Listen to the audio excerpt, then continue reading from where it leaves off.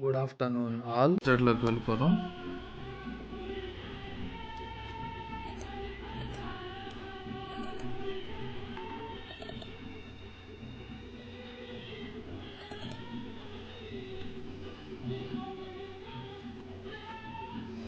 Yes, మనం ఇప్పుడు final అకౌంట్లో ఉన్నాం మనం. ఓకేనా?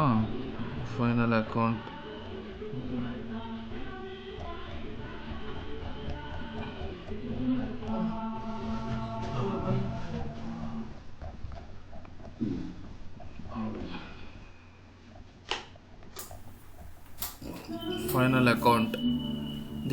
the package of accounts and systems that are used to ascertain the gross profit, net profit and financial position are called final account.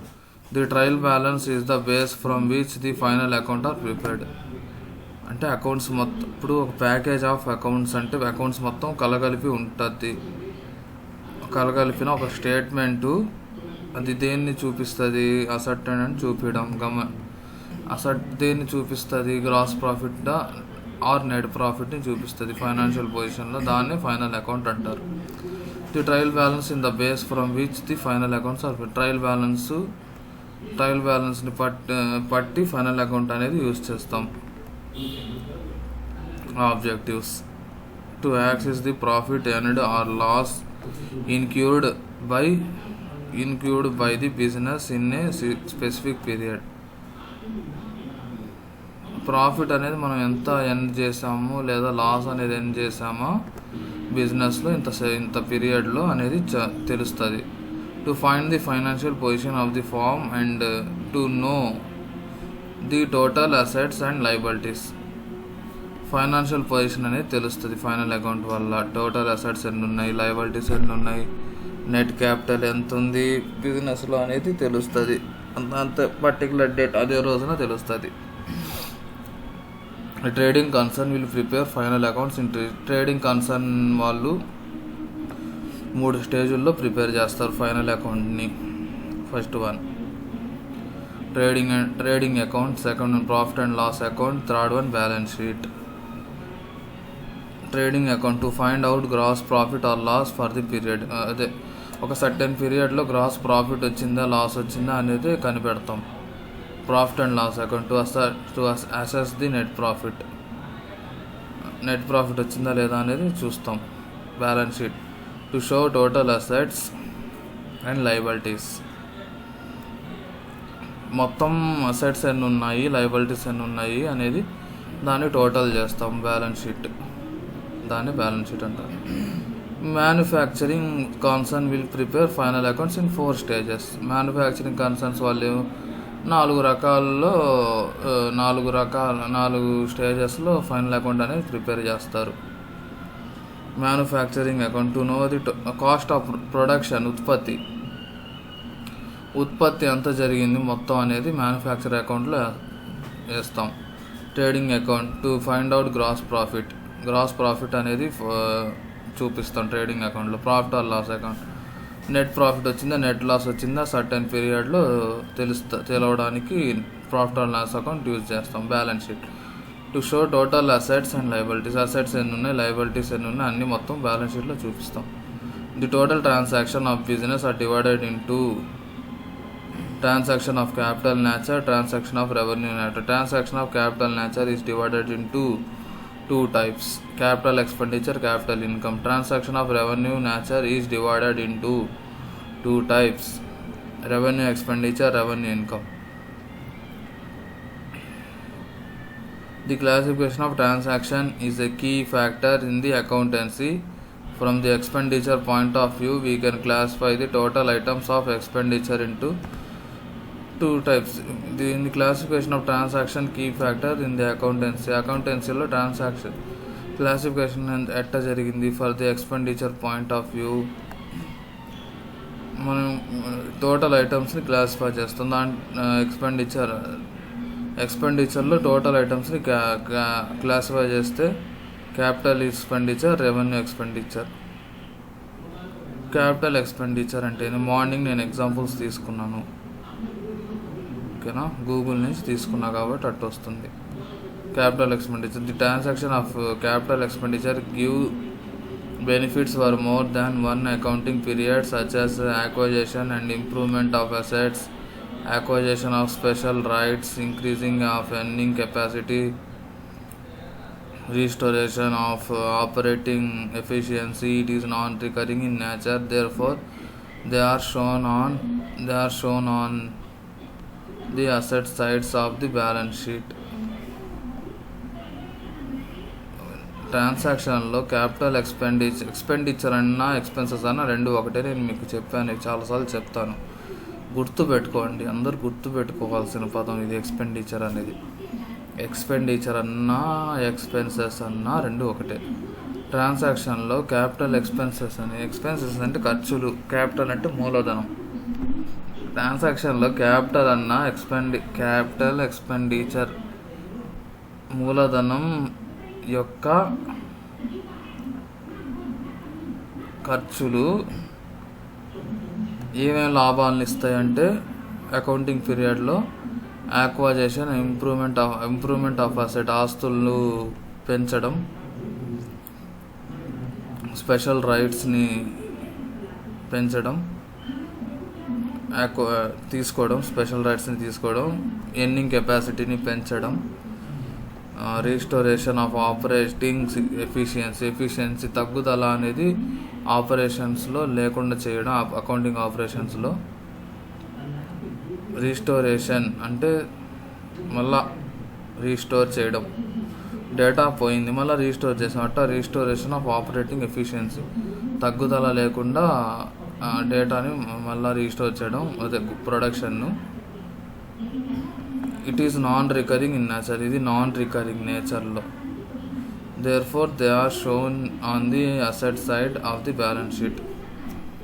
అవన్నీ ఏడ చూపిస్తాం అంటే అసెట్ సైడ్లో బ్యాలెన్స్ షీట్ వైపు చూపిస్తాం. Example vehicles, buildings, land, intangible assets etcetera. Revenue expenditure. It is incurred for generating revenue in the current accounting period and its benefit expire with such period. It helps to maintain the normal working condition of a business. It is charged as expenses in trading or profit and loss account and on debit side. Example, it is incurred for generating revenue. Revenue అంటే ఏంది?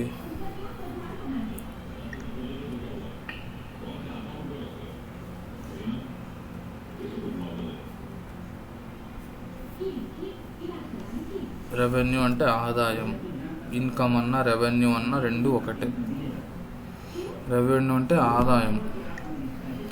ఆదాయం ఎట్లా generate చేస్తుంది? Current అకౌంటింగ్లో period benefits expire with such period. కొన్ని benefits అనేవి expire అయిపోతాయి same పీరియడ్లో. It helps to maintain the normal working condition of a business. నార్మల్గా వర్క్ చేస్తుంది బిజినెస్లో.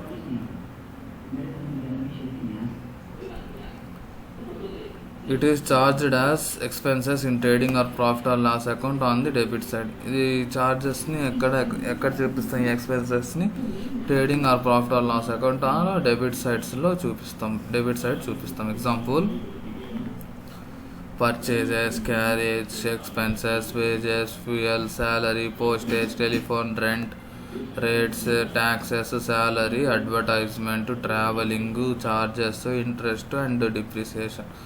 ఇవన్నీ డెబిట్ సైడే వస్తాయి. ఎక్కడ వస్తాయి? Trading and profit or loss అకౌంట్లో వస్తాయి. The receipts of a business firm can be divided into two types. మనం టైప్ చేసుకున్నాం. దాంట్లో ఏముంది?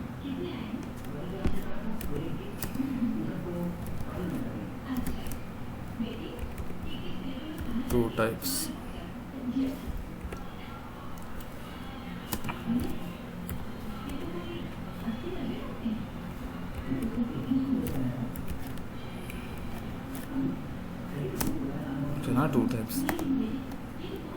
Capital receipt and revenue receipt. అసలు క్యాపిటల్ రిసిప్ట్ అంటే ఏంది, రెవెన్యూ రిసిప్ట్ అంటే ఏంది?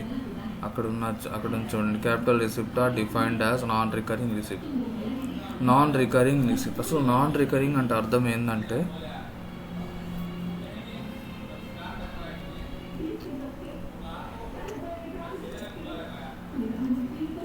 పునరావర్తం పునరావర్తం కానిది అంటే ప్రూవ్ కానిది.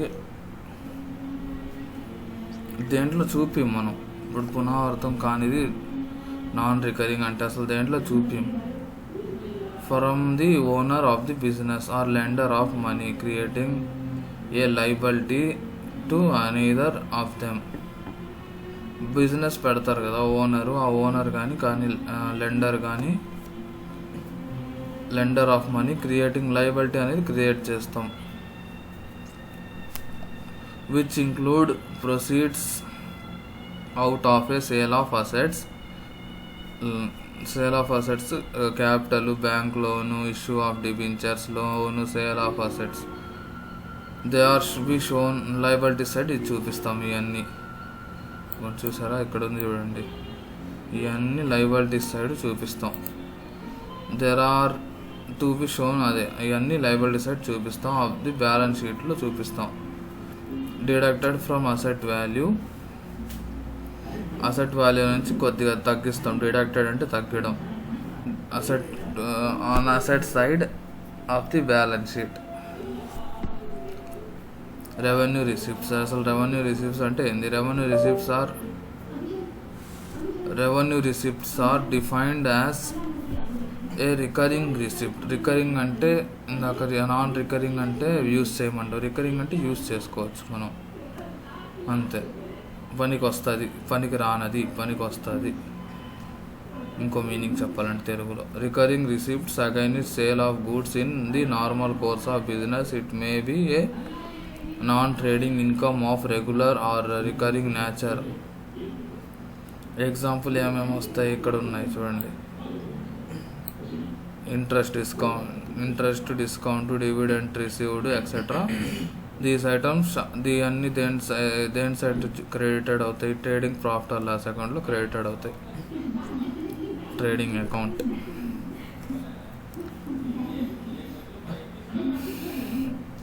ట్రేడింగ్ అకౌంట్ అంటే ఏంటి? Trading account is prepared at the end of each accounting period to assess the gross profit or gross loss. అసలు ట్రేడింగ్ అకౌంట్ అనేది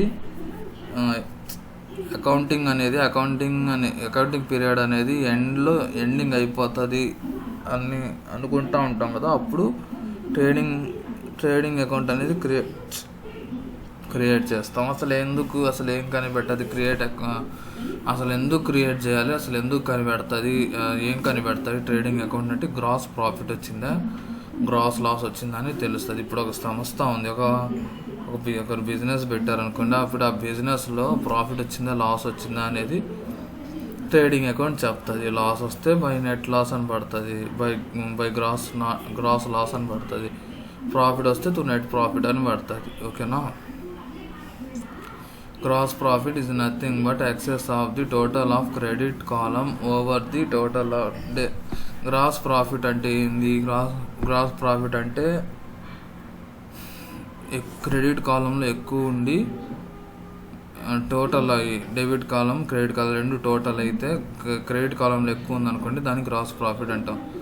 net sales amount is more than the net sales వచ్చి cost of production కంటే ఎక్కువగా ఉంటే ఆ డిఫరెన్స్ని ఏమంటారంటే gross profit అంటారు. అది దేంట్లో ట్రాన్స్ఫర్ చేస్తారు? Profit or loss account. And దేంట్లో క్రెడిట్ చేస్తారు? క్రెడిట్ సైడ్ చూపిస్తారు. If the sale proceed a lower the result is called gross profit. ఒకవేళ సేల్స్ కనుక తక్కువ ఉంటే దాన్ని గ్రాస్ లాస్ అంటాం. Gross loss. It should be transferred to profit or loss account on debit side. Gross లాస్ని debit side చూస్తాం, gross ప్రాఫిట్ని credit side చూపిస్తాం. దీన్ని పర్ఫార్మా ఒకసారి చూసుకోండి.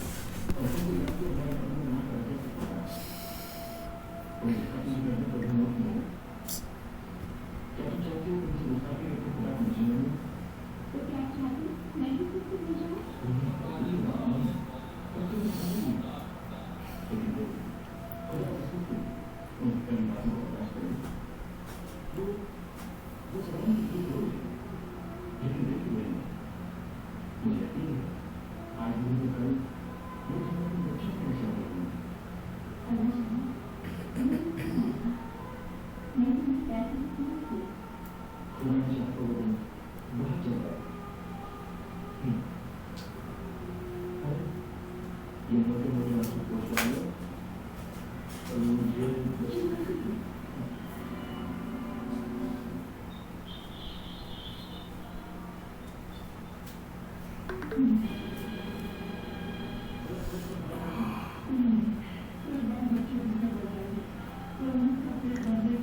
చూసుకున్నారా? ఇది trading and profit and loss account. Importance of trading account. అసలు trading account వల్ల ఇంపార్టెన్స్ అసలు ఎంత ఇంపార్టెంట్ ఇది ఇప్పుడు తెలుస్తుంది చూడండి. Trading account is the first step in the preparation of the process of final account. Trading account అనేది మొదటి స్టెప్. ఎందుకు నేను మొదటి స్టెప్? ఫైనల్ అకౌంట్ని ప్రిపేర్ చేయడానికి ముందు దీంతో స్టార్ట్ చేస్తాం. వీకనెస్ అంటే మనం ఈజీగా చూసుకోవచ్చు. గ్రాస్ ప్రాఫిట్ వచ్చింది, గ్రాస్ లాస్ వచ్చిందా అనేది. We can observe the changes in direct expenses మనలో అబ్జర్వ్ చేయొచ్చు. మనం కొన్ని చేంజెస్ అవుతాయి. We can establish the relation between the cost and revenue. మన కాస్ట్ అండ్ రెవెన్యూ మధ్య రిలేషన్ చూడొచ్చు మనం. We can analyse the trends in sales ఎంత జరిగిందో అనలైజ్ చేయొచ్చు. We can decide the earning capacity of the firm. మన earning capacity ఎంత ఉంది, మనం ప్రాఫిట్లో ఉన్నాము, లాస్లో ఉన్నాము, మనకి ఈజీగా తెలుసుకోవచ్చు. దాని ప్రాబ్లం సొల్యూషన్. మెటీరియల్ మీకు కావాలంటే నాకు మెసేజ్ చేయండి. నేను మళ్ళా చెప్తున్నా, మీకు మెటీరియల్ ఫ్రీయే. అన్ని మెటీరియల్ నా కాడ అన్నీ ఇప్పుడు దీంతో 1 2 మొత్తం 5 మెటీరియల్స్ ఉన్నాయి. ఆ 5 మెటీరియల్స్ మీకు ఫ్రీగానే ప్రొవైడ్ చేస్తాను. నేను రూపాయి ఛార్జ్ చేయను. ఓన్లీ నాకు కోర్స్ ఫీ మాత్రమే కట్టండి చాలు. మీ క్లాసెస్ చెప్తున్నందుకు నాకు కోర్స్ ఫీ ఒకటి కట్టి నన్ను ఎంకరేజ్ చేయండి చాలు. నేను ఇంకా మీకు మంచిగా చెప్పడానికి ట్రై చేస్తాను. జస్ట్ ఇది డెమో మాత్రమే. ఓకేనా? డెమో ఈరోజుతో కంప్లీట్ అయిపోతుంది. రేపటి నుంచి మన సబ్జెక్ట్లో మండే నుంచి మన సబ్జెక్ట్లోకి వెళ్ళిపోతాం. Profit and loss account. Trading account తర్వాత ఏమిస్తాం, దాని కింద step profit or loss account. Profit or loss అకౌంట్లో మీరు అంతలా సింపుల్గా గుర్తుపెట్టుకోవచ్చు. మీరు అసలు ప్రాఫిట్ ఆర్ లాస్ అకౌంట్ ఎందుకు వేస్తామని చెప్పి మీకు మీ ఇంటర్వ్యూలో అడిగారు అనుకోండి. మామూలుగా బేసిక్స్ అడిగారు, జస్ట్ అడిగారు అనుకుందాం, ఏదో మీ టైం బాగలేకో అడిగారు అనుకుందాం. అసలు ప్రాఫిట్ ఆర్ లాస్ అకౌంట్ ఎందుకు వేస్తారు? ప్రాఫిట్ ఆర్ లాస్ అకౌంట్ అంటే ఏంది అండి? ఏం లేదు. ప్రాఫిట్ ఆర్ లాస్ అకౌంట్ ఎందుకు వేస్తారంటే ఈ ఆన్సర్ చెప్పండి. టు అసర్టైన్, ఇక్కడ చూడండి, to ascertain the net profit or net loss of the firm for the accounting period. Profit వచ్చిందా లాస్ వచ్చిందో తెలియజేయడానికి, నెట్ ప్రాఫిట్ వచ్చిందా నెట్ లాస్ వచ్చిందా తెలియజేయడానికి ఇన్ సర్టైన్ అకౌంట్ పీరియడ్లో ప్రాఫిట్ ఆర్ లాస్ అకౌంట్ అనేది వేస్తాం, అంతే. ఒక్కసారి మీరు చదువుకోండి మీరు, ఓకేనా?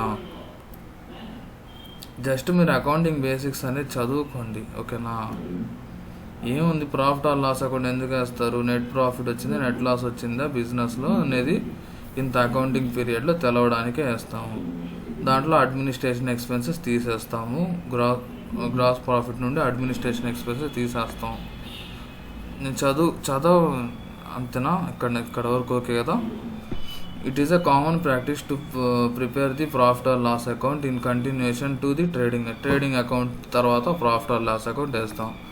By nature profit or loss account is a nominal account and should not have any opening balances or ఇది నామినల్ అకౌంట్. దీంట్లో ఓపెనింగ్ బ్యాలెన్స్ క్లోజింగ్ బ్యాలెన్సెస్ ఏమి ఉండవు. It is started either with gross profit or gross and the trading and non trading income are credited to this account. ఇది దేంతో మొదలవుతుంది? Gross profit or gross and the trading and non trading incomes are credited to this account. Trading income account, trading income and non trading income దీంట్లో అకౌంట్లో credit చేస్తాం, ఈ అకౌంట్లో వేస్తాం. Credited అంటే వేయడం. Similarly all the administrative, general and financial charges return down of assets values are to be debited to profit or loss account. ఇప్పుడు ఇవన్నీ డెబిట్ చేస్తాం. Administrative, general and financial charges అంతా value writing assets value are to be debited. Profit or loss అకౌంట్లో debit చేస్తాం ఇవన్నీ. The total credit column exceeds to the total of debit column. The difference is called net profit. Credit column debit column కంటే ఎక్కువ ఉంటే దాన్ని net profit అంటారు. Which is to be transferred to capital account or added to existing share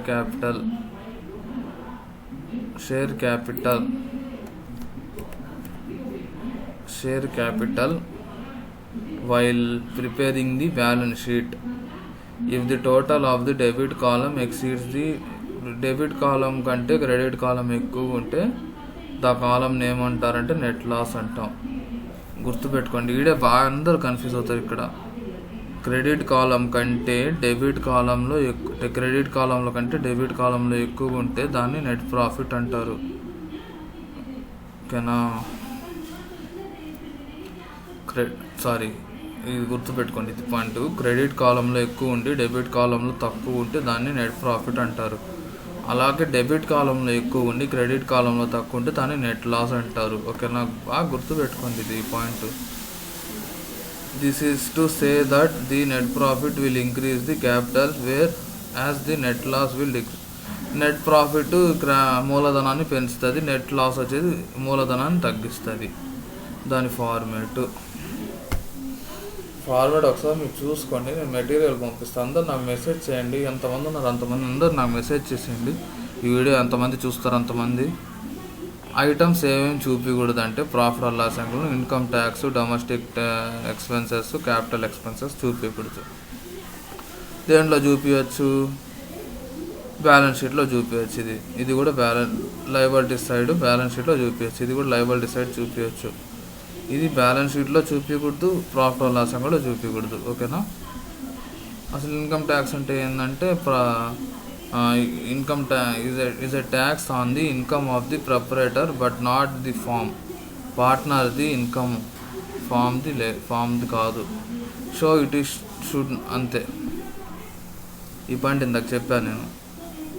ఇది household expenses like taking materials, ఇంటికి ఏమన్నా కొంటే, లేకపోతే క్లబ్ మెంబర్షిప్ సబ్స్క్రిప్షన్ కానీ, బిజినెస్, డ్రాయింగ్, పర్సనల్ ఖర్చులు, అవి కూడా క్యాపిటల్లో. ఇది కూడా this is also to be deducted from the capital in the liabilities.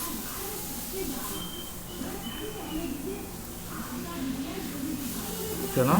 Expenses include to purchase a asset, installation expenses, wages paid for installation and some of the examples which increase the value of the asset, hence they should not debited. ఇది కూడా వేయకూడదు. ఏదైతే ఆస్తి వాల్యూని పెంచుతాయో, ఒక ఆస్తి కొన్నాం, ఇప్పుడు ఆస్తి వాల్యూని పెరిగింది అనుకోండి, ఇప్పుడు ఆస్తి వాల్యూ పెరిగితే దాన్ని మనం చూపించకూడదు ప్రాఫిట్ ఆర్ లాస్ అకౌంట్లో. Importance of profit and loss account. The main purpose is to ascertain net profit or net loss of the firm for a specific period. ఏం చెప్పారు ఇక్కడ? నెట్ టు మెయింటైన్ ఏం గమనించగలుగుతాం మనం? నెట్ ప్రాఫిట్ అని net loss వచ్చిందా ఒక సంస్థలో అనేది ఇంత పీరియడ్లో అన్నీ తెలిసిపోతుంది. It is useful to establish a relationship between the sales and the total indirect expenses through percentages. ఎవరెవరి రిలేషన్షిప్ చూడొచ్చు ఇక్కడ? సేల్స్ది, మళ్ళీ ఇండైరెక్ట్ ఎక్స్పెన్సెస్. డైరెక్ట్ ఎక్స్పెన్సెస్ అంటే ఏందో, ఇండైరెక్ట్ ఎక్స్పెన్సెస్ అంటే ఏందో నేను చెప్తాను చూడండి.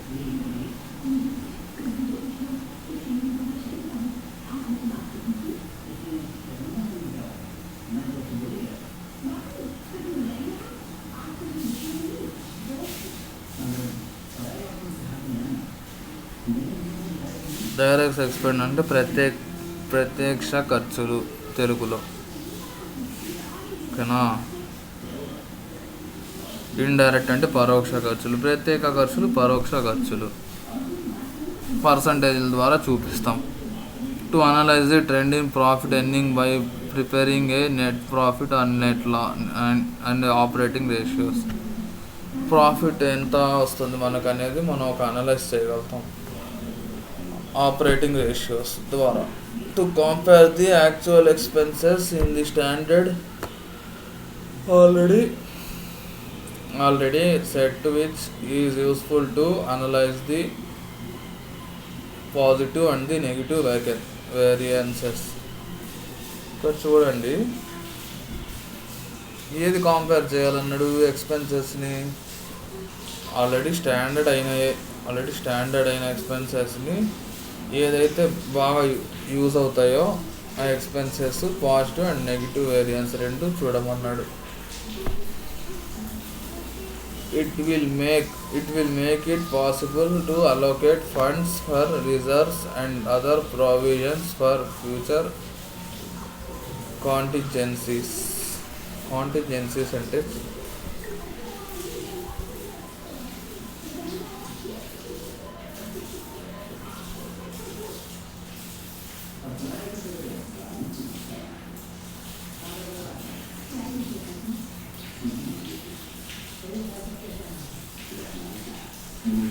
ఆకస్మిక పరిస్థితులు. ఇప్పుడు ఫర్ ఎగ్జాంపుల్ ఇప్పుడు ఎర్త్క్వేక్ వచ్చింది అనుకోండి, భూకంపం.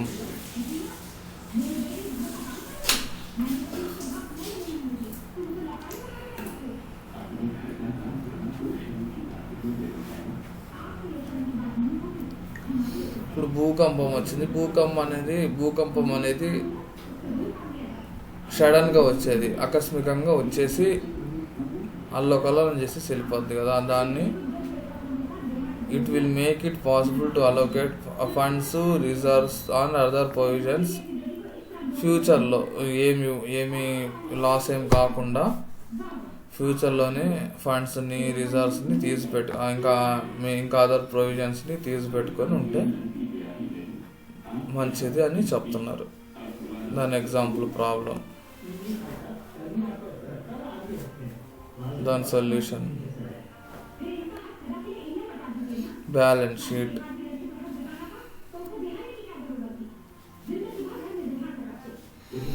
The preparation of balance sheet is the third and final stage of final account. Balance sheet preparation final stage. ఇంకా దీని తర్వాత ఇంకా ఫైనల్ అకౌంట్ అనేది ఎండ్ అయిపోతుంది. ఫైనల్ అకౌంట్లో ఫైనల్ స్టేజ్ ఇది బ్యాలెన్స్ షీట్ అనేది. Balance sheet is a statement prepared on a particular date to show the financial position of the firm with all assets and liabilities. Assets ఎన్ని ఉన్నాయో, liabilities ఎన్ని ఉన్నాయో చూపించడానికి balance sheet అనేది prepare చేస్తాం particular డేట్లో. Trading account and profit or loss account are prepared for the period of time, whereas the balance sheet is prepared on a particular date. Trading account and profit or loss account to prepare చేస్తే certain period of time లో, wear balance sheet కూడా particular డేట్లోనే prepare చేస్తాం. The excess of assets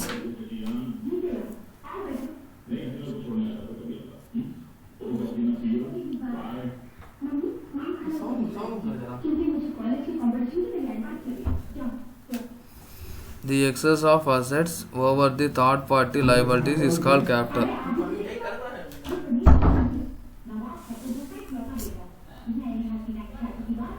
The excess of assets over the third party liabilities is called capital. Excess అంటే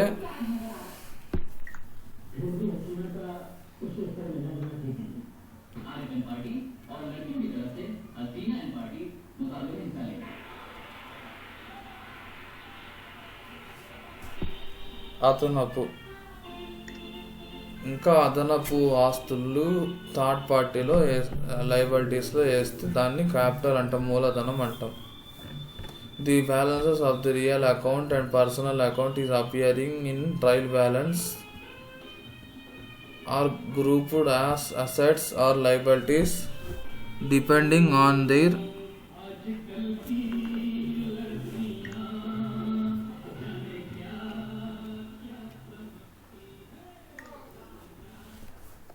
the excess of The balance sheet of the real account and personal account appearing in trial balance are grouped as assets or liabilities depending on their nature of balances.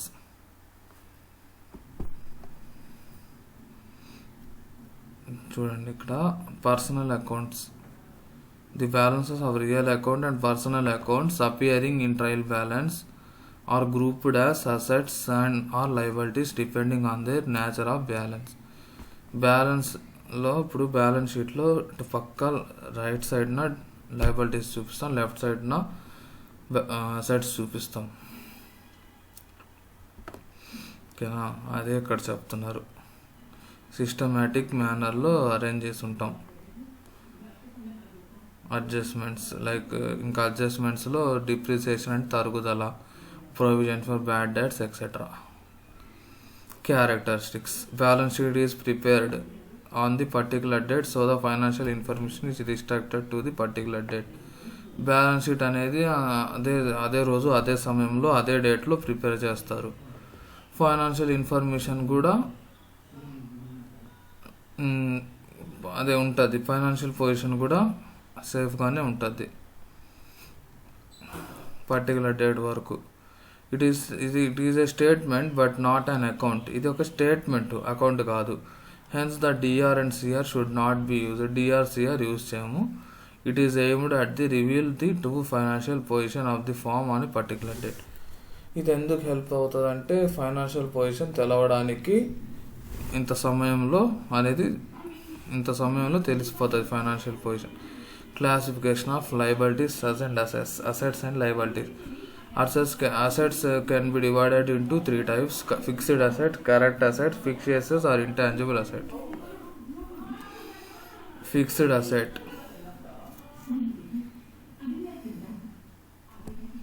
స్థిరంగా ఉండే ఆస్తులు. Current assets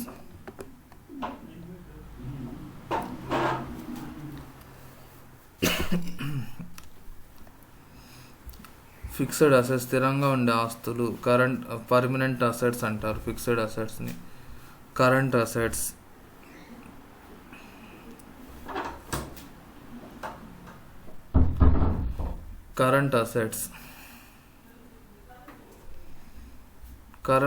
current assets అనేది ఇప్పుడు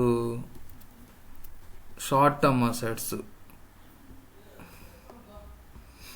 స్థిరంగా ఉండే ఆస్తులు short term assets, తక్కువ ఉండే ఆస్తులు fixed assets or intangible assets కంటికి కనిపించని ఆస్తులు ఫిక్స్డ్ అసెట్స్. ఇందాక చెప్పాను, fixed assets are permanent assets. They are long lasting and useful to the production, reuse and increase earning capacity of the business. ఇది మనం ఎక్కువ రోజులు యూజ్ చేసుకోవచ్చు అండ్ ఉత్పత్తిని పెంచవచ్చు అండ్ లాభాలని బాగానే సంపాదించవచ్చు బిజినెస్లో. Example land, buildings, plant and machinery, vehicles, furniture etcetera. Current assets cash and other short term assets are circulating asset like debitors, stock, bills, receivable which can easily be converted cash are called క్యాష్లో convert చేసుకోవచ్చు short term అసెట్స్ని. దాన్ని examples prepaid expenses, accrued income. Fixed assets these are type of peculiar assets whose existence is invisible but whose benefit is enjoyed. కంటికి కనిపించవు కానీ దీని benefits మాత్రం ఎక్కువగా ఉంటాయి ఈ అసెట్స్కి. ఇంటాంజిబుల్ అసెట్స్ అని ఇంకో పేరు ఉంది, ఫిక్స్డ్ అసెట్స్ అంటారు. 2 నేమ్స్ ఉన్నాయి. ఎగ్జాంపుల్ వచ్చి good will, copy rights, patents. అదేవిధంగా లయబిలిటీస్ 3 రకాలు. ఫిక్స్డ్ లయబిలిటీస్ స్థిరంగా ఉండే liabilities, current liabilities, contingent liabilities. Fixed liabilities. Fixed or long-term liabilities are the loans payable after a reasonable long-term duration, say 5 to 10 years. Example debentures, long-term loans, mortgages, loans. Long-term loans, long-term liabilities are fixed liabilities. Loans payable after a reasonable long-term duration, say 5 to 10 years. Example debentures, long-term loans, mortgages.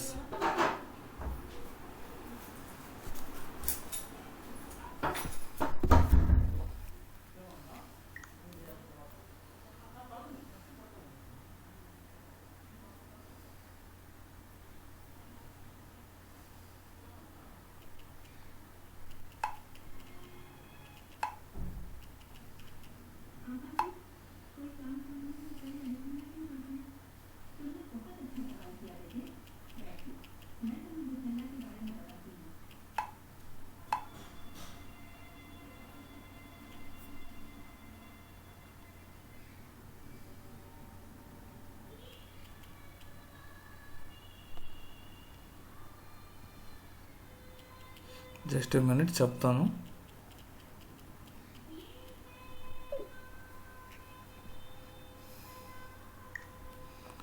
అదే fixed liabilities are long term liabilities అనే loans payable after a reasonable long term durations ఉంటాయి.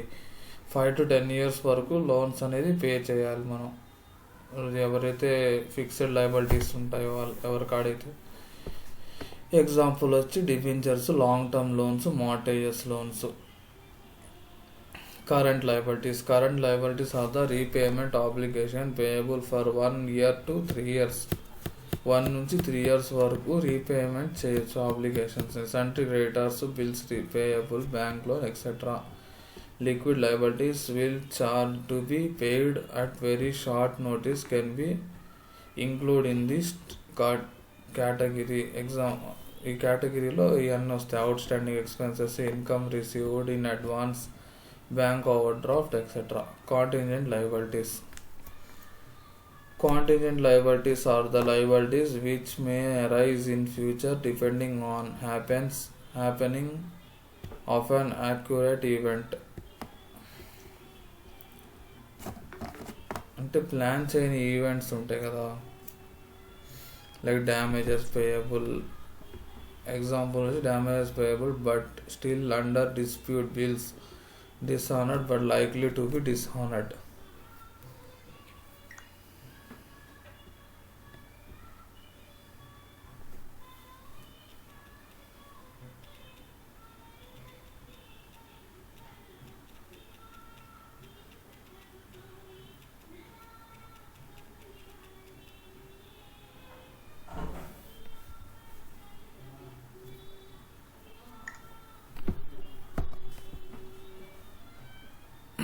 etc.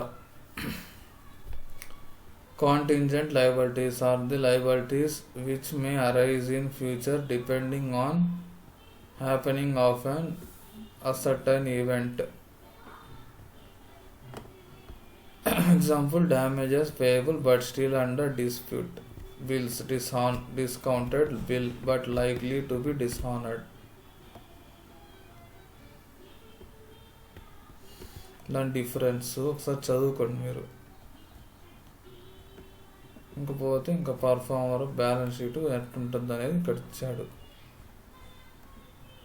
Final account adjustments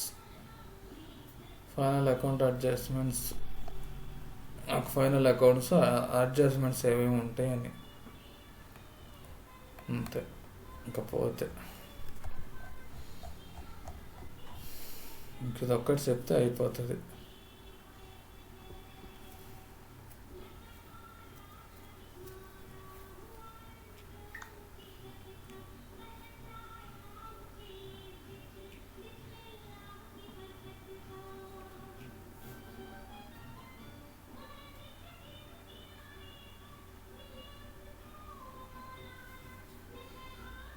ఇంకా Monday వచ్చి మీకు final account adjustment చెప్పేసి అప్లికేషన్లో explain చేసేస్తాను. ఇంకా అప్లికేషన్లో వర్క్ ఎట్ట చేయాలా ఏంటి అనేది ఎక్స్ప్లెయిన్ చేసేస్తాను. ఓకేనా? అసలు ఏమవుతుంది, అసలు ఎవ్వరు సబ్స్క్రైబ్ చేయట్లా, అసలు ఎవ్వరు లైక్ చేయట్లేదు, ఎవ్వరు షేర్ చేయట్లేదు. ఒకటి గుర్తుపెట్టుకోండి, లైక్, షేర్ అండ్ సబ్స్క్రైబ్ ఈ 3 ఉంటేనే క్లాసెస్ అనేది చెప్పడానికి ఆస్కారం ఉంటుంది. ఇప్పుడు యూట్యూబ్ వాడు కూడా అదే కావాలి, వాడికి కూడా.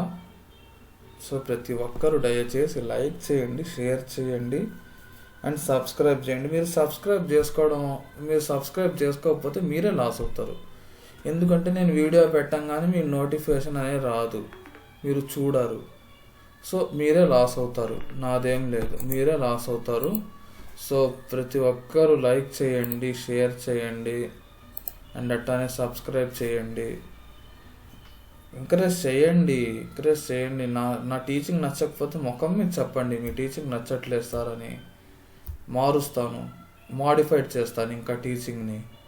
అంతేగాని మీరు సబ్స్క్రైబ్ చేయకుండా, లైక్ చేయకుండా, షేర్ చేయకుండా ఉంటే ఎట్ట చెప్పండి. నాకు కూడా కొద్దిగా ఎంకరేజ్మెంట్ అనేది కావాలి కదా, వీడియోస్ చేయాలా, వీళ్ళకి మంచి మంచి క్లాసెస్ తేవాలని. ఎవరెవరిని గుర్తుపెట్టుకోండి, ఫీజు వచ్చేసి 20K ఉంటుంది, 20,000. ఓకేనా? ప్లస్ అప్లికేషన్కి ఒక 1,200 అనేది పే చేయాలి. ఇదిగోండి ఇక్కడ చూడండి అప్లికేషన్. 2 ఇన్స్టాల్మెంట్స్లో కట్టుకోవచ్చు ఫీజు అనేది. 10,000 ఒకసారి కట్టుకోండి, 10,000 మళ్ళా కట్టుకోండి. 2 ఇన్స్టాల్మెంట్స్లో కట్టుకోవచ్చు ఫీజు అనేది. కాకపోతే మీకు మండే, ట్యూస్డే 2 days టైం అనేది ఇస్తాను. Saturday, Sunday, Monday, Tuesday 4 days అనే టైం అనేది ఇస్తున్నాను. ఓకేనా? డిస్కస్ చేసుకొని ట్యూస్డే నాకు ఏ విషయమో చెప్పండి. ట్యూస్డే ఫీజు కట్టిన వాళ్ళకి క్లాస్ అనేది ప్రొవైడ్ చేయడం జరుగుతుంది.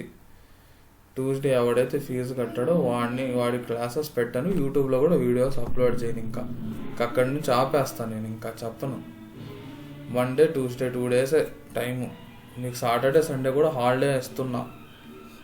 ఇటువంటి అప్లికేషన్ ఇది. నేను అప్లికేషన్లోకి వెళ్దాం. బట్ అప్లికేషన్లో వెళ్ళే ముందు ఒక నిమిషం మీకు ఒకటి చూపించాలి.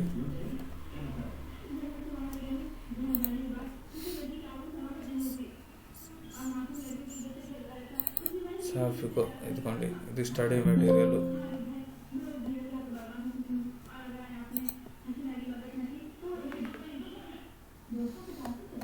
కనువుతుంది, ఆగండి.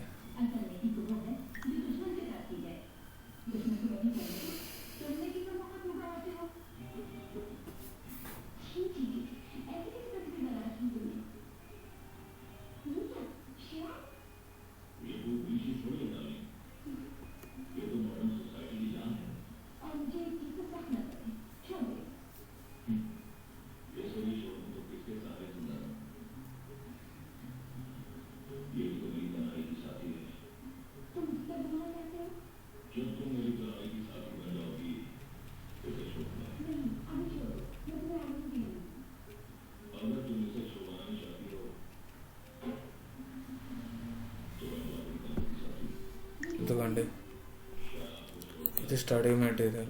అసలు ఎస్ఏపి అంటే ఏంది, అసలు ఎస్ఏపి అంటే ఈఆర్పి సిస్టము. ఇది ఎక్స్ప్లెయిన్ చేయాలి మీరు ఫస్ట్. సిస్టంలోకి వెళ్ళే ముందర అసలు ఎస్ఏపి అంటే ఏంది, అసలు ఎవరు కనిపెట్టారు, ఇదంతా ఎక్స్ప్లెయిన్ చేసి, అడ్వాంటేజెస్ ఏంది అన్నీ ఎక్స్ప్లెయిన్ చేసి అప్పుడు మీకు సిస్టంలోకి తీసుకువెళ్ళాలి. ఓకే? డైరెక్ట్గా సిస్టంలోకి తీసుకెళ్తే కన్ఫ్యూజ్ అయిపోతారు, ఏది చేయాలో అర్థం కాదు. ఓకే? అందుకని ఆ స్టడీ మెటీరియల్ ఎక్స్ప్లెయిన్ చేయాలి. అది కూడా ఫ్రీయే మీకు. స్టడీ మెటీరియల్ అన్నీ free, completely free. Study materials నా కాడ 2 చూపించాను కదా మీకు, ఇంకో 3 ఉన్నాయి నా కాడ నేను ప్రిపేర్ చేసినాయి అన్ని. మొత్తం 5 మీకు మొత్తం 5 నోట్సులు, 5 కంప్లీట్లీ ఫ్రీ, పీడిఎఫ్లతో సహా పెట్టేస్తాను. మీరు వాట్సాప్లో hi sir I want study material అని నాకు మెసేజ్ పెట్టండి. ప్రతి ఒక్కరికి పెడతాం. మెసేజ్ పెట్టిన ప్రతి ఒక్కరికి స్టడీ మెటీరియల్ అనేది ఇస్తా. ఓకేనా? దయచేసి లైక్ చేయండి, షేర్ చేయండి, సబ్స్క్రైబ్ చేయండి నా యూట్యూబ్ ఛానల్ని. మీకేమన్నా ఫర్దర్గా ఏమన్నా ఇంకా డౌట్స్ ఏమన్నా ఉంటే నా కాంటాక్ట్ డీటెయిల్స్ అనేది నేను డిస్క్రిప్షన్లో ప్రొవైడ్ చేస్తాను. మీరు అక్కడ నుంచి చూసుకొని డిస్క్రిప్షన్ నా కాంటాక్ట్ డీటెయిల్స్ ఉంటాయి. నా నెంబరు, నా జీమెయిల్ ఐడి అంతా ఉంటుంది, నా పేరు. కాంట్రాక్ట్ అయితే మీకు మొత్తం డీటెయిల్గా ఎక్స్ప్లెయిన్ చేస్తాను నేను. కోర్సు డ్యూరేషన్, కోర్స్ ఫీజు అనేది చెప్పాను 20K. హైదరాబాద్లో 30K తీసుకుంటున్నారు. నేను 20Kతోనే మీకు కోర్స్ కంప్లీషన్ చేస్తాను. కోర్స్ కంప్లీట్ చేసి సర్టిఫికేట్ అనేది ఇస్తాను మీకు. ఇంకేమైనా శుద్ధంగా మంచి ఆపర్చునిటీ ఇది. మీ ఇళ్ళ కాడే ఉండి నేర్చుకోవచ్చు. మీరు హ్యాపీగా ఇళ్ళ కాడే ఉండి నేర్చుకోండి. ఓకేనా? అందరూ బీకామ్ వాళ్ళందరూ యూటిలైజ్ చేసుకోండి ఈ ఆపర్చునిటీని. సరేనా? లైక్ చేయండి, షేర్ చేయండి, సబ్స్క్రైబ్ చేయండి. Okay, thank you, bye.